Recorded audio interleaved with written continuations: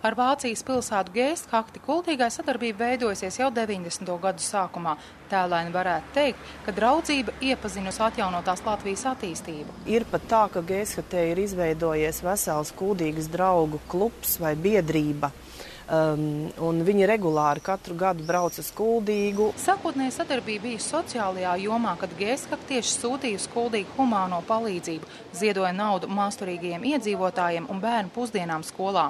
Arī šobrīd joprojām tiek saņemti līdzekļi bērnu pusdienām, bet sadarbības loks ievērojami paplašinājies un vispēcīgāk attīstījies kultūras jomā. Ir izveidojusies sadarbība ar Hamburgas mūzikas augstskolu, kur ir šis te jauniešu orķestris, un viņi kopā ar mūsu bērnu koru kantus gatavo starptautiskas programmas. Rastas iespējas šo sadarbību paplašināt mākslas jomā.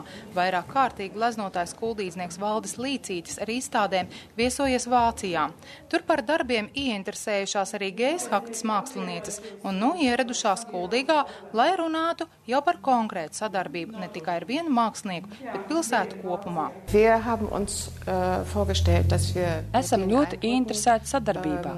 Kuldīgā ir daudz iespēju radoši strādāt mūsu māksliniekiem, savukārt kuldīdzniekiem pie mums, un tad veidot izstādes. Es pārstāvu Lauenburgas mākslinieku biedrību. Lielāku palīdzību mēs varam arī saņemt jau tad no tādām organizācijām, un šī darbība paliek tāda plašāka, izvērstāka un auglīgāka. Mākslinieks no Geesthaktes atzina, ka jau šai īsajā vizītes laikā Kuldīgā veidos skices, viņuprāt, interesantākajās vietās, lai pēc tam mājās taptu gleznas. Ieva Benefelda, Lands Perševics, Skrundas televīzija.